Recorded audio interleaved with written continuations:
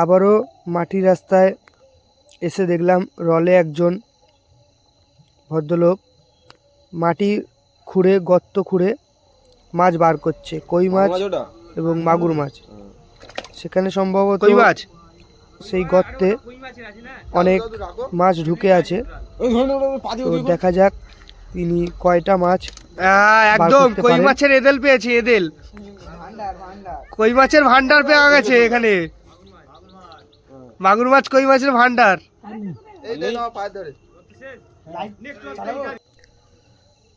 আগের গর্ত থেকে আমরা বেশি মাছ দেখতে পাইনি, তাই আমরা পরের একটি গর্তে চলে এসেছি।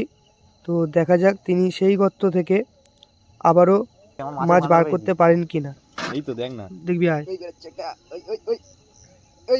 শিং মাছ বলেছিলাম, শিং মাছই বেরিয়েছে প্রথম একটা, কারণ আরেকটা ওই আটা বেরিয়ে গেছে। এই বললে জাল ভর্তি হয়ে যাবে, এই হবে সেরকম। দেখো দেখো দেখো আছে মনে হয়।